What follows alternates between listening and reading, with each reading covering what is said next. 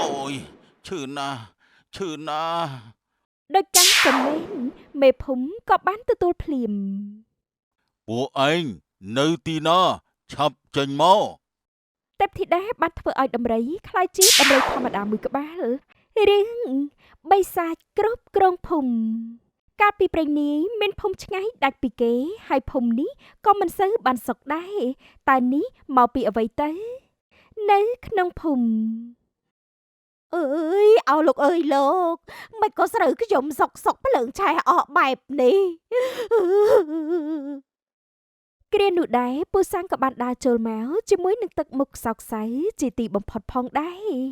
អើយលោកបងអើយលោកបងជួយកាត់ខ្ញុំផងទៅ ខ្ញុំមិនមានអារម្មណ៍មកវិភាគជាមួយនឹងអ្នកទេខ្ញុំក្រណាស់ខ្ញុំត្រូវទៅរកប្រាក់ដើម្បីទិញអាហារហូបលាសិនហើយ ចោលលោកបងមានរឿងអីទៅបានជាទឹកមុខស្អុយប៉ែបែបនេះ ជីវិតខ្ញុំលំបាកណាស់ជាកំឡោះចាស់ប្រាក់ក៏រកមិនបានទៀតតើអ្នកគិតថាខ្ញុំអាចសើចបានទៀតអី មិនក៏អញ្ចឹងលោកបងហាក់វេទនាជាងខ្ញុំទៅទៀតមិញសុភីនិងពូសាំងកំពុងតែយំជេកម៉ែភូមិក៏ដូចគ្នាគាត់ហូរទឹកភ្នែកយំជេកនិងរអ៊ូរទាំថា តើបានប្រយោជន៍អីទៅធ្វើជាមេភូមិតែជីវភាពក្រលហាមរកកូនមួយក៏មិនមានដូចគេជីវិតនេះគ្មានន័យទេលបងមេភូមិហើយកើតអីបានជាយំយែកបដាវាចាឈឺផ្សាបដាបែបនេះខ្ញុំរកស៊ីខាតច្រើនណាស់ហើយចង់បានកូនដូចគេតែមិនបានទៀតពេលមានខូចតែរហូតខ្ញុំពិបាកចិត្តណាស់ មិនថាតែខ្ញុំទេ ក៏មិនមែនតែខ្ញុំដែរក៏មិនមែនតែយើងដែរគឺមកភូមិវេទនាទាំងអស់ភូមិនេះមិនសមជាភូមិមនុស្សរស់នៅសោះវាដូចជាភូមិស្អីក៏មិនដឹងរស់នៅវេទនាណាស់ បើអាចខ្ញុំចង់តែរត់ចេញទៅនៅស្រុកផ្សេងទេតោះតែម្យ៉ាងខ្លាចអត់ដីស្រែចកាធ្វើ ដូចតែគ្នាទេអ្នកអើយជីវិតនេះវេទនាខ្លាំងណាស់ ជួនគ្នានោះដែរក៏មានខ្យល់គួចបក់និងមានពពកដ៏ធំនាំបង្ហាញដោយបិសាចដែលមានក្បាលជាមនុស្សនិងខ្លួនជាដំរីចេញមកបិសាចអើយជួយផងខ្ញុំខ្លាចណាស់ជួយផង កុំខ្លាចអីយើងមិនធ្វើបាបពួកឯងទេតើលោកជាស្អីទៅមើលទៅគួរឲ្យខ្លាចណាស់បើលោកជាបិសាចសូមយកខ្ញុំជាអាហារចុះខ្ញុំមិនចង់រស់នៅទេបើរស់នៅពិបាកជាងស្លាប់បែបនេះនោះតើពួកឯងរស់នៅវេទនាណាស់មែនទេបានជាជុំគ្នាទឹកភ្នែកបែបហ្នឹងបើពួកឯងពិបាកមិនក៏ពួកឯងមិនសុំយើងឲ្យជួយទៅមនុស្សមិនមែនមនុស្សបិសាចក៏មិនមែនជាបិសាចតើលោកអាចជួយបានដែរមែនទេព្រោះហ៊ើនណាស់ឯងនេះ លើសម្ដីមេភូមិបែបនេះហើយបិសាចខឹងណាស់ហេតុនេះបិសាចក៏បានប្រើវេទមន្តនិងធ្វើឲ្យមេភូមិរបួសជាខ្លាំងភ្លាមអូយឈឺណាស់ឈឺណាស់តើឯងរៀងហើយឬនៅអូរៀងហើយខ្លាចហើយអូយយើងមានលក្ខខណ្ឌមួយពួកឯងត្រូវតែគោរពយើងនោះយើងនឹងសម្រេចបំណងប្រាថ្នាដល់ពួកឯងមែនក៏អីបើបែបនោះខ្ញុំសុំមាស50តលឹងមក ពិតជាបានទទួលយកចុះ ប៉ិតជាដូចអ្វីដែលបិសាចនិយាយមែនអញ្ចឹងមើលចោះមិញសុភីមានមាសច្រើនណាស់ព្រះអើយមាសច្រើនណាស់ខ្ញុំអរគុណហើយណាលោកបិសាច យើងមិនមែនជាបិសាចទេឯងត្រូវតែគោរពយើងហើយហៅយើងថាលោកម្ចាស់ភ្លាម អើយចាលោកម្ចាស់អើយព្រះអស់ចានណាស់អើយលោកម្ចាស់ពិតជាប្រកែកមែនទេតែម្ដង អ្នកពិតជាអស្ចារ្យណាស់ណោះបានមាសឡើងជ្រែកតែម្ដង ចាំមិនក៏លោកបងមិនសុំដែរទៅមិនឃើញថាលោកម្ចាស់ស័ក្តិសិទ្ធទេអី មែនហើយលោកម្ចាស់ខ្ញុំក៏ចង់បានមាសដែរហើយចង់បានកូនភ្លោះទៀតផងសូមជួយខ្ញុំផងទៅបានពិតជាបានសូមទទួលយកបំណងប្រាថ្នានេះទៅចុះ មេភូមិដូចគ្នាក៏ទទួលបានមាសច្រើនខ្លាំងណាស់ ព្រះអើយមើលចុះ មាសច្រើនណាស់អរគុណហើយលោកម្ចាស់មិនតែប៉ុណ្ណោះទេប្រពន្ធឯងក៏មានកូនភ្លោះដែរបាទលោកម្ចាស់អរគុណហើយលោកម្ចាស់ខ្ញុំក៏ចង់បានដែរខ្ញុំចង់បានមាសត្បូងគុជនិងប្រពន្ធមួយសូមបំពេញបំណងខ្ញុំផងទៅចុះពិតណាស់សូមឯងទទួលយកទៅចុះ ពូសាំងដូចគ្នាគាត់ក៏ទទួលបានមាសប្រាក់និងទទួលបានប្រពន្ធដ៏ស្រស់ស្អាតម្នាក់ផងដែរជម្រាបសួរបងសាំងអូនជាប្រពន្ធក្មេងបងណា អស្ចារ្យណាស់តើជីវិតពិតជាអស្ចារ្យម្លឹងមែនទេខ្ញុំមិនប្រាថ្នាអីទៀតទេអរគុណហើយលោកម្ចាស់កុំភ្លេចណាពួកឯងត្រូវតែគោរពយើងហើយសង់រូបសំណាកឲ្យយើងផងឬទេយើងនឹងអាស្រ័យនៅក្នុងរូបសំណាកនោះ បាត់ជាសប្បាយចិត្តណាស់លោកបងមេភូមិសុំអីបាននឹងតែម្ដងខ្ញុំនេះលែងភ័យអ្វីទៀតហើយណា តែខ្ញុំអាចសុំប្រពន្ធម្នាក់ទៀតបានទេសុំអីបាននឹងពិតណាស់ឯងទទួលយកចុះ មិនយូរទេមនុស្សស្រីម្នាក់ទៀតហើយដែលបានបង្ហាញខ្លួនចេញមកតែនាងដូចជាមិនស្រឡាញ់ពូសាំងទេ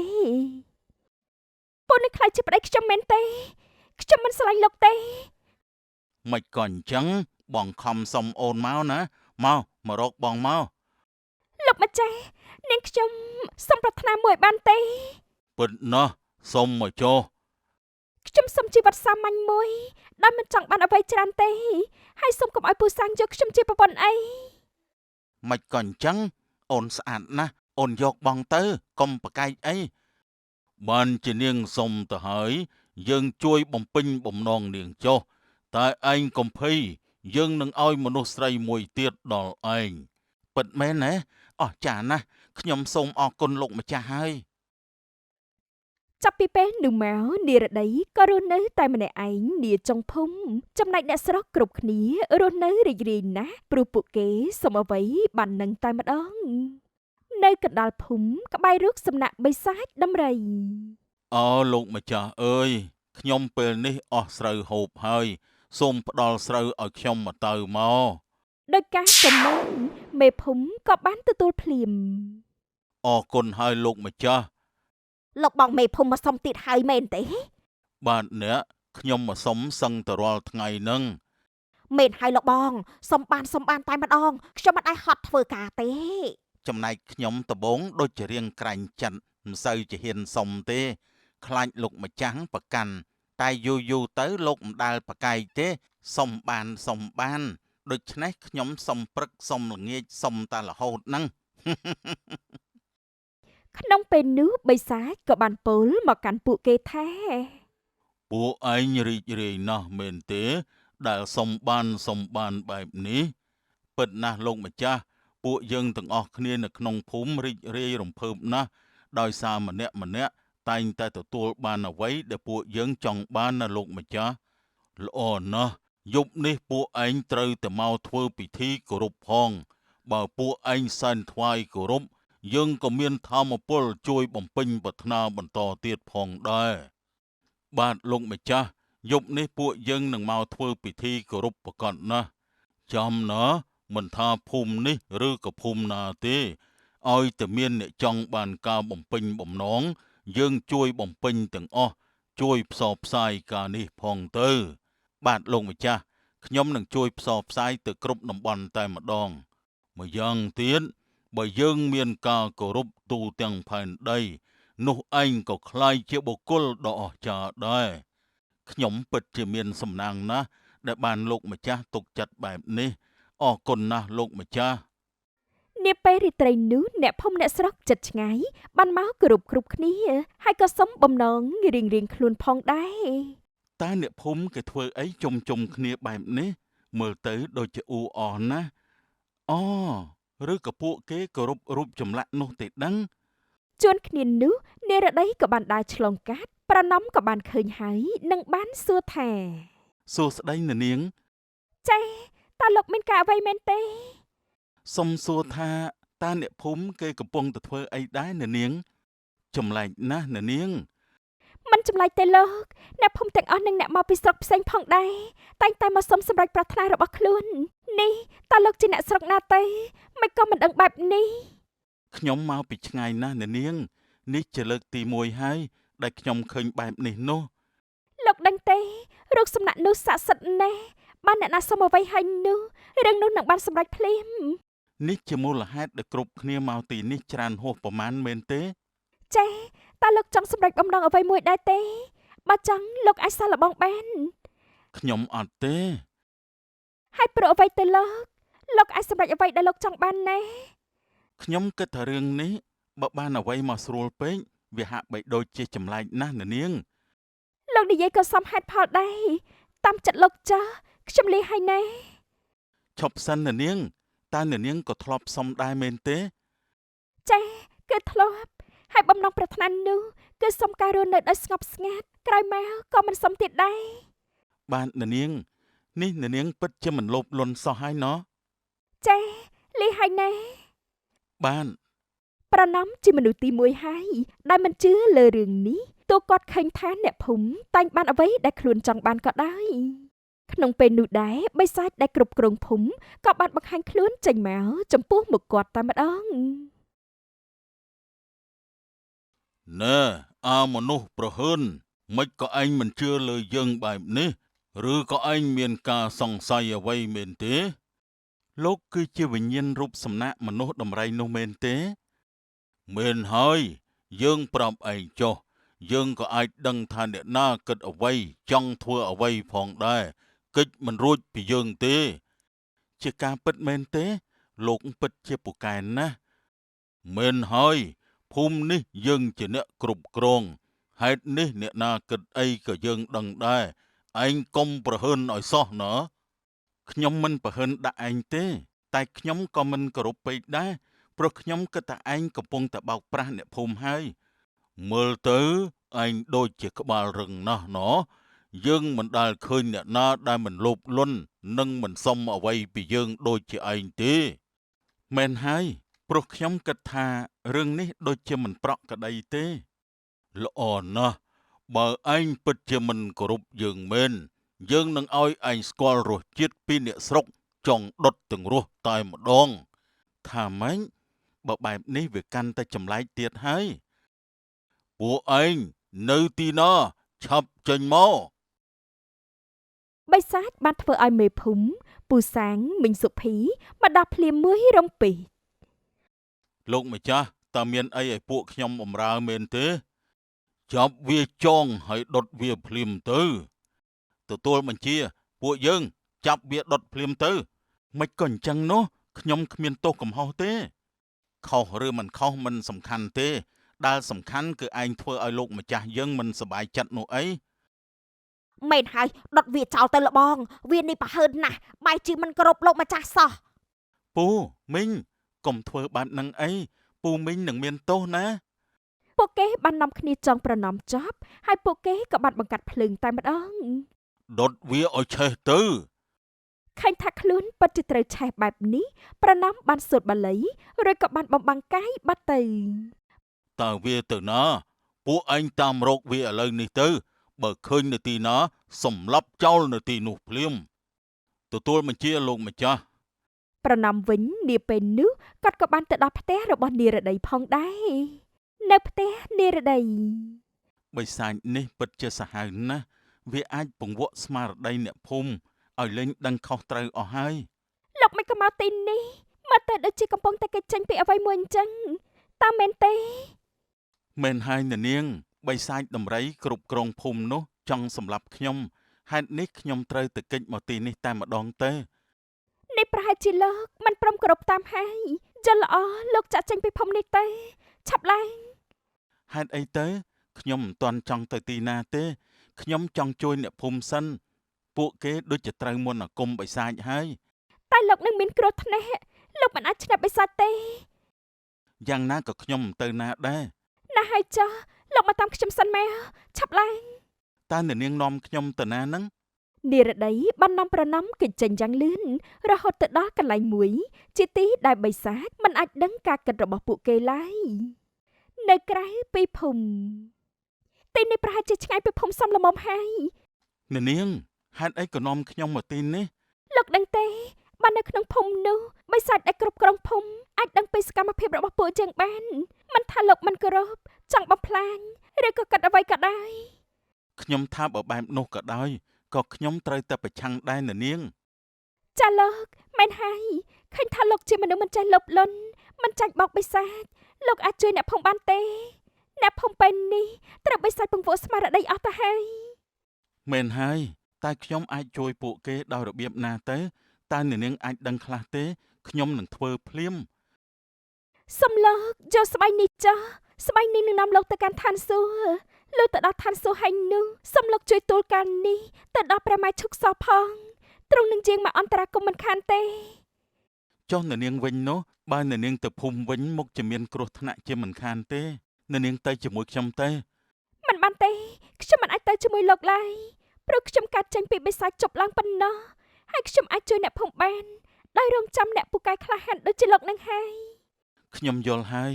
បើបែបនេះអ្នកនាងថែខ្លួនផងណាខ្ញុំសូមផ្ញើក្តីស្នេហ៍នៅទីនេះជាមួយអ្នកនាងផង ចេសំណាងល្អណាស់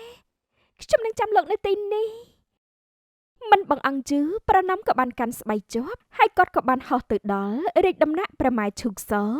នាឋានសួគ៌នៅឋានសួគ៌ ថ្វាយបង្គំព្រះម៉ែ លោកជាមនុស្សមិនក៏មកដល់ទីនេះបាន ព្រោះទូលបង្គំមានរឿងសំខាន់ណាស់ក្រាបទូល លោកនិយាយមកមើលប្រណំបានរៀបរាប់ថ្វាយទេពធីតានៅដំណើរដាំទងទាំងអស់ទ្រង់សណ្ដាប់ហើយក៏បានហោះមកកាន់ឋានកណ្ដាលភ្លាមមួយរំពីរនៅក្នុងភូមិ នាងជាមនុស្សដែលយើងបង្កើតឡើងសោះមិនក៏នាងហ៊ានគិតផ្ដេសផ្ដាស់ចង់រត់ចេញពីភូមិបែបនេះ តែខ្ញុំមិនចង់រស់នៅទីនេះទៀតទេណាលោក មើលទៅវានេះធ្វើឲ្យលោកម្ចាស់ខឹងហើយពួកយើងចាប់នាងក្មេងនេះកប់ចោលទៅឬក៏ដុតទាំងរស់ល្អទេមែនហើយវាមិនសមនឹងរស់ទេកាលនោះមិនយកយើងធ្វើជាប្តីឥឡូវធ្វើឲ្យលោកម្ចាស់ខឹងទៀត កុំអីជួយផងគ្រប់គ្នាខឹងណាស់ហើយគ្រប់គ្នាបានចង់និរដីឬគិតថានឹងកប់តែម្ដងតែពេលនោះព្រះម៉ែឈុកសក៏បានយាងមកដល់ល្មមឈប់សិនដំរីចក្រីបរមបរិទេពឯងពិតជាសាងរឿងអាក្រក់ខ្លាំងណាស់ មិនក៏ទ្រង់យាងមកទីនេះ ព្រះម៉ែ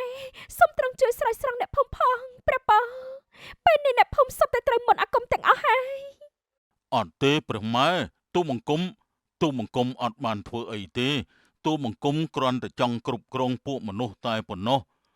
កើតនៅឋានសួគ៌មានសិលមានវេទមន្តតែមកធ្វើរឿងខុសនេះឋានមនុស្សទៅវិញ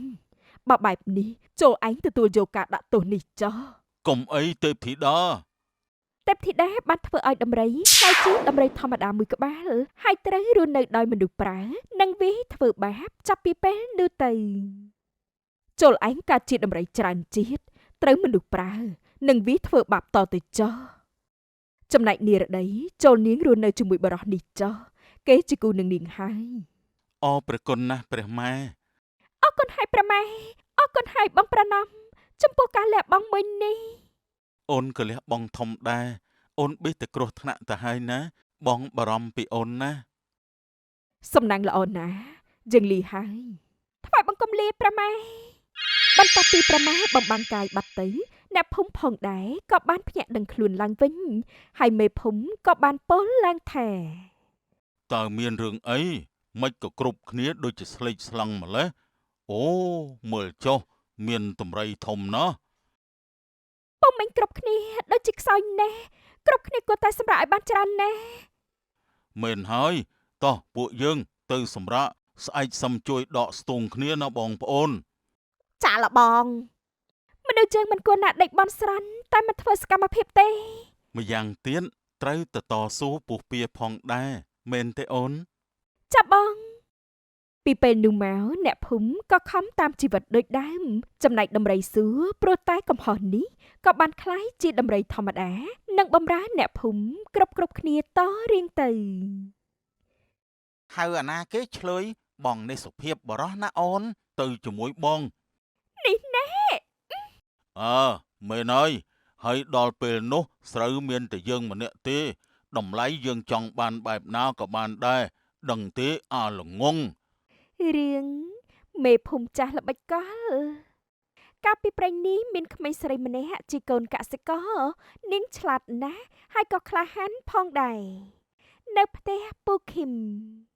ពុកកូនទៅមើលសន្ទូចបន្តិចណា Con à, con sấy mình chăm bạch từ tê, chăm phục chỉ nẹ từ vinh ná. ពុកបារម្ភមែនទេមិនអីទេកូនមិនខ្លាចឡើយកូនអាចធ្វើបានតាណាមួយទឹកក៏មិនជ្រៅផងទេណាពុក Con ní chăm men. Ơi, mơ tớ bảo phục hám còn chứ nè đây, từ cho, bà giặt phong ná con. Nè, con à. ចាពុក Màu vinh chiêng cho đọ mơm sơ cu mà phong ná, phục đôi chực đau nông phong bạch muộn, phục chẳng hộp cũng ai việc đau nông ná con. ចាពុកចាំកូនដកចូលមើមវាមួយក្រុងតែម្ដងកូនទៅឲ្យណាពុក Bạn, từ cho. នៅចិត្តមាត់ទៅមកទៅត្រីស៊ីសន្ទូចមែនហើយ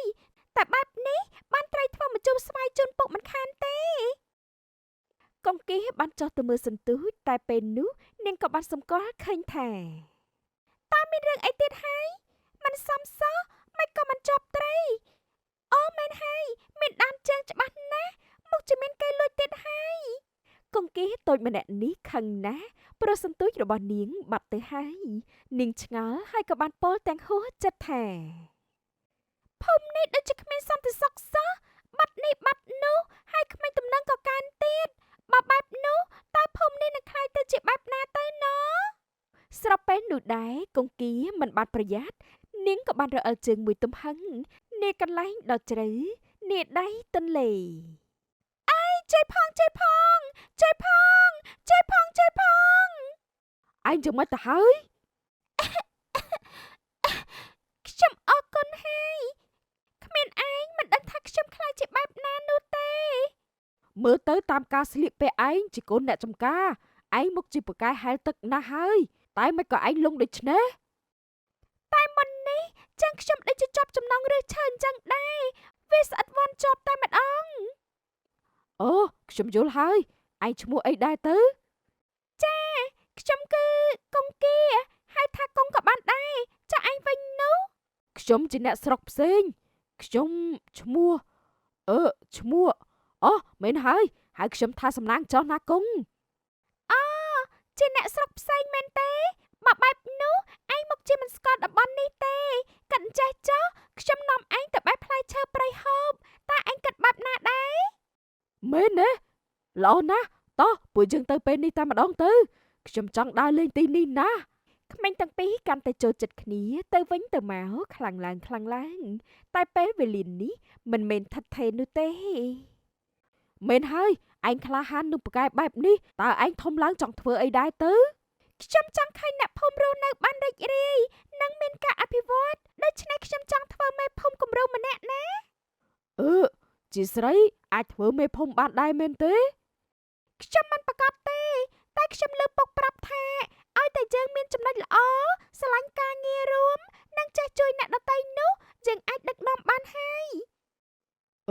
មានហេតុផលមែនខ្ញុំជូនពរឯងឲ្យបានជោគជ័យណាខ្ញុំជឿថាឯងអាចធ្វើបានប្រកបណាចាអរគុណហើយចុះឯងវិញឯងចង់ធ្វើអីដែរទេខ្ញុំមែនទេគឺខ្ញុំចង់ធ្វើការដូចពុកខ្ញុំដែរគឺជាអ្នកជួយគេ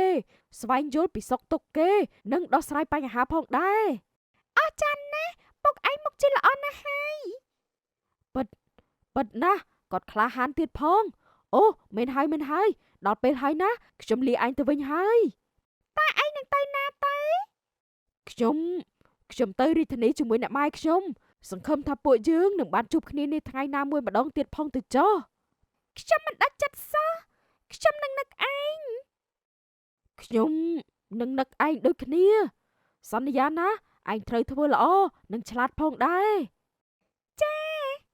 ពេលវេលាកាន់តែរំកិលទៅមុខគ្រប់យ៉ាងក៏មានការផ្លាស់ប្ដូរតែរឿងមួយដែលមិនផ្លាស់ប្ដូរនោះគឺការរស់នៅនៃភូមិតូចនេះ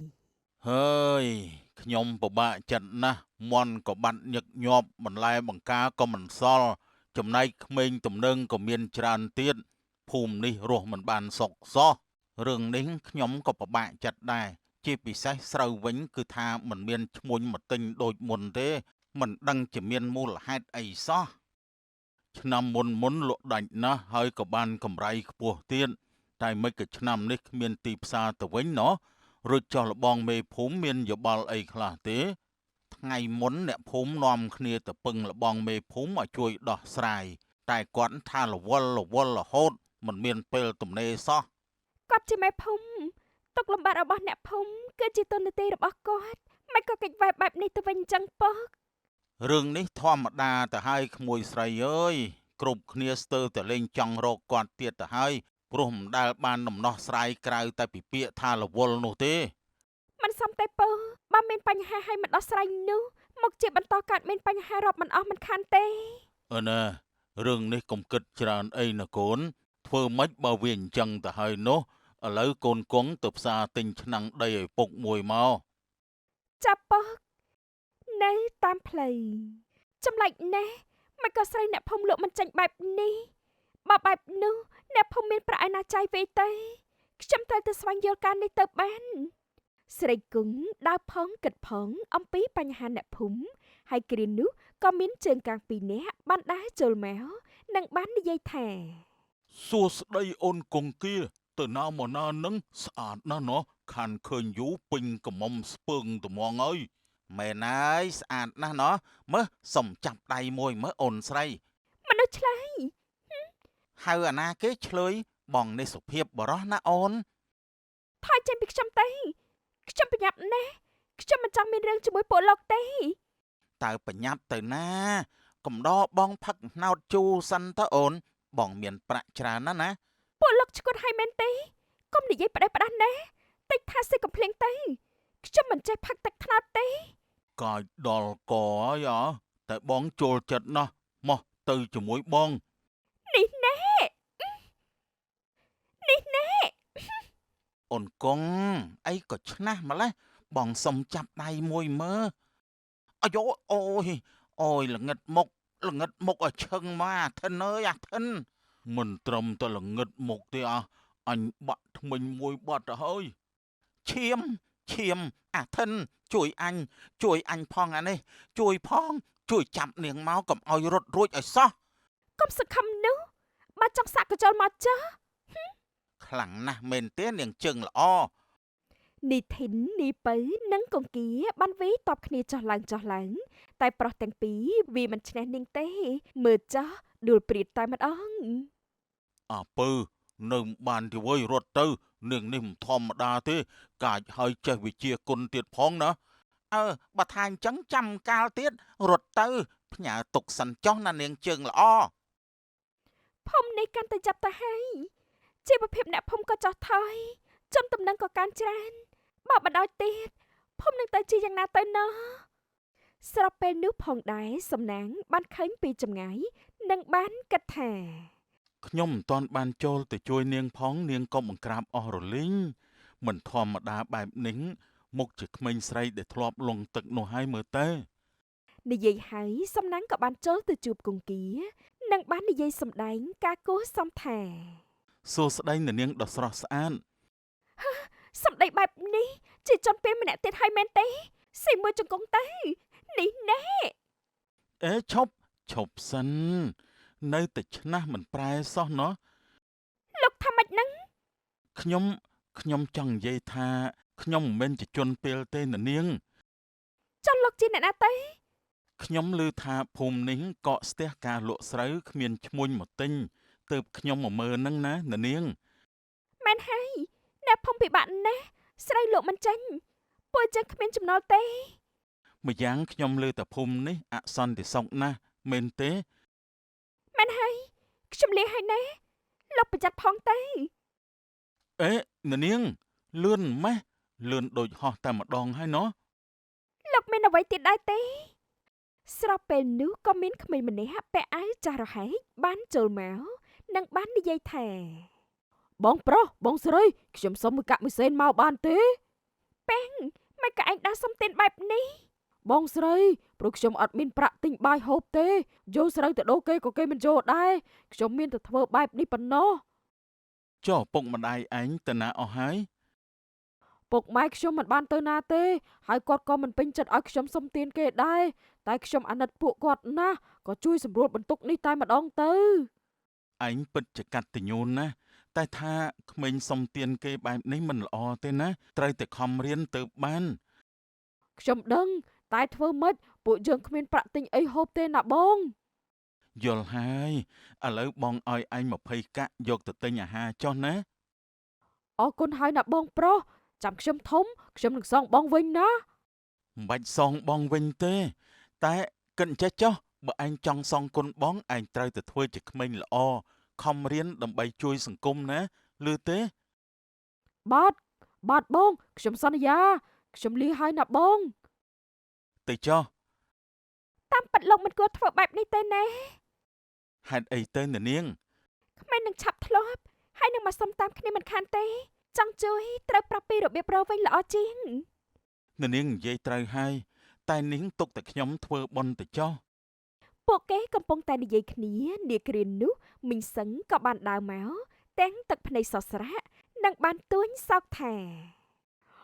អស់ហើយអស់ហើយអស់ហើយខ្ញុំអើយខ្ញុំមីងសឹងទៅណាមកណាដែរមិនគេចំបែបនេះក្មួយអើយក្មួយមីងត្រូវចោលលួចមាសប្រាក់អស់រលីងហើយមីងពិបាករស់នៅមែនទេភូមិនេះវាគ្មានសុវត្ថិភាពសោះណាក្មួយអ្នកមីងកុំពិបាកចិត្តអីគ្រប់យ៉ាងនៅប្រសើរវិញមិនខានទេប្រសើរមែនទេតែមេភូមិគ្មានខ្វល់គិតអាណិតជួយរកដំណោះស្រាយទេណាក្មួយស្រីប៉ថោអីមីងកាត់ចិត្តទៅណាចាំខ្ញុំព្យាយាមរកដំណោះស្រាយអំពីរឿងនេះចុះចាក្មួយបើអញ្ចឹងមីងលាហើយណាចា មើលទៅស្ថានភាពភូមិនេះដូចជាមិនសូវល្អសោះអ្នកនាង ប៉ាត់មែនហើយលោកឃើញទេអ្នកក្រក៏ច្រើនអ្នកសុំទានចៅចន់ពេលក៏សម្បូរទៀត អ្នកនាងគិតបែបណាបន្តទៅ ខ្ញុំនឹងព្យាយាមជួយភូមិនេះឲ្យបានទោះបីជាគ្រោះថ្នាក់ឬក៏ជួបអ្វីក៏ដោយចំណែកលោកវិញទៅស្រុកវិញទេខ្ញុំមិនចង់ឲ្យលោកមានបញ្ហានៅទីនេះទេ បើអញ្ចឹងសំណាងល្អណាស់ខ្ញុំលាអ្នកនាងសិនហើយ ចាគង្គីក៏បានដើរចេញទៅ ភូមិគ្មានសន្តិសុខស្រូវលក់មិនចាញ់ទៀត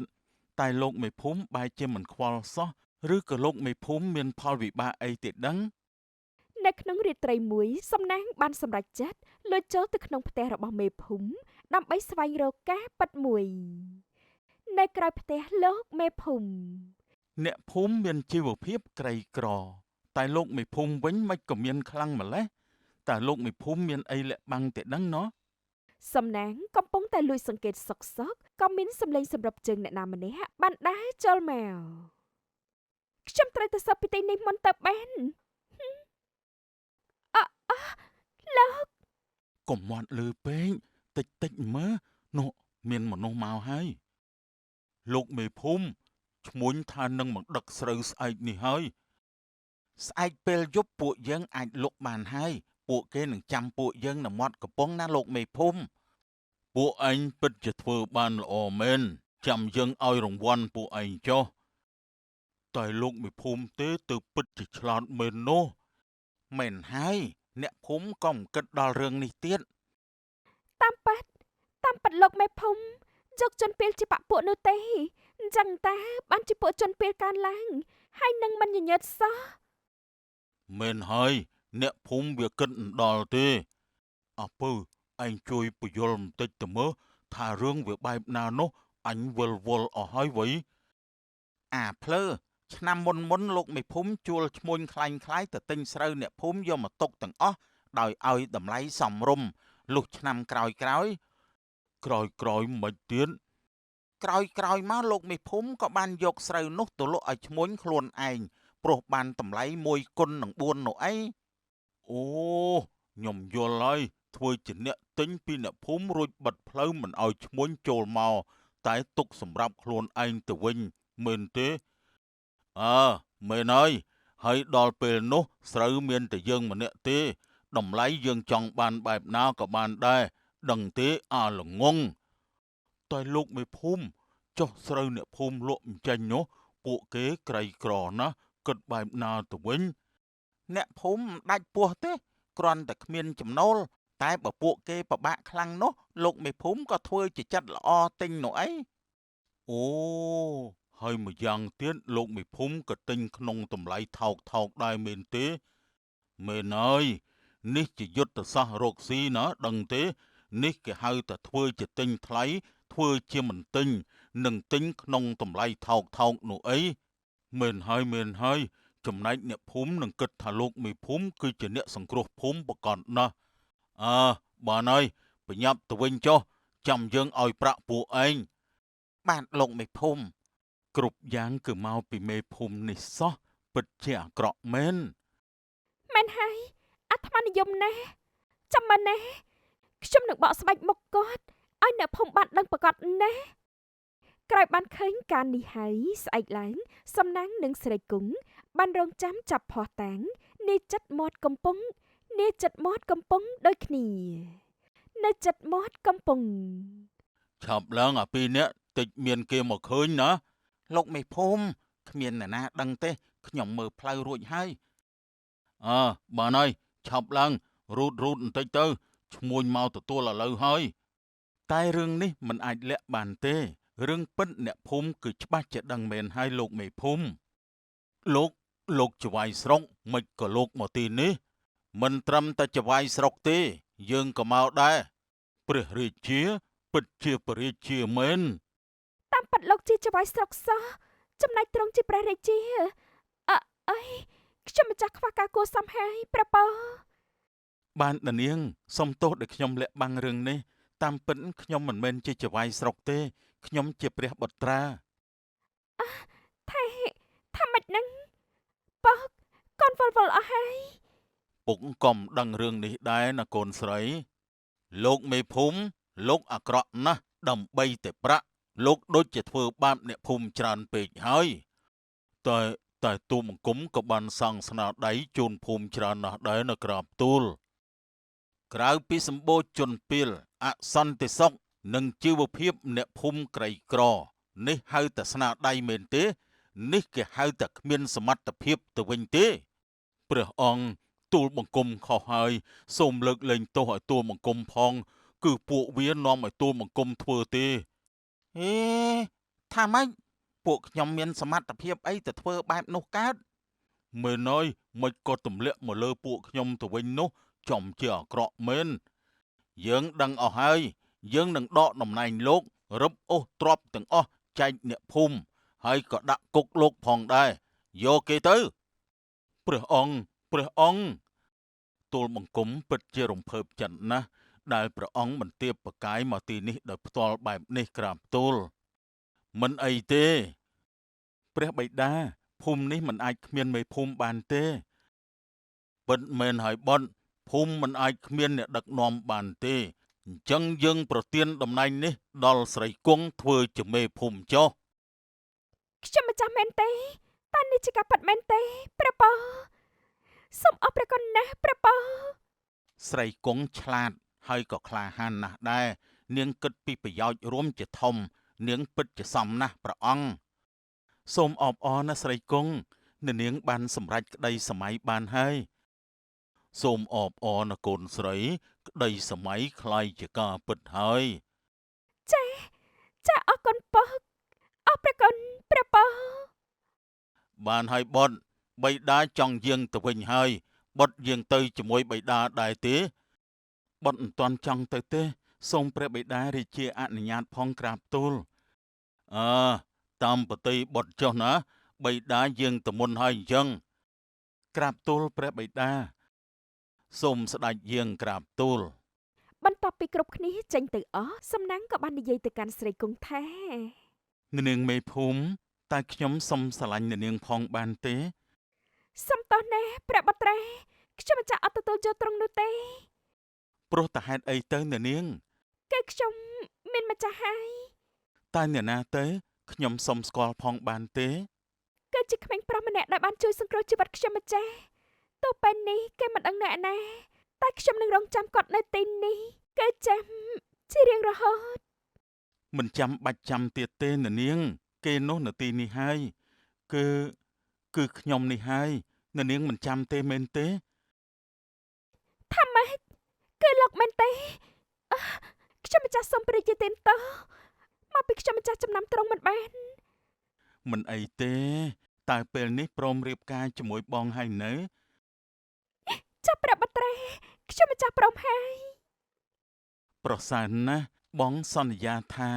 នឹងមើលថែអូនឲ្យបានល្អជាទីបំផុត ទីបំផុតសំណាងនិងស្រីគង់អ្នកចិត្តខាងឆ្នះក៏បានរៀបការនឹងគ្នា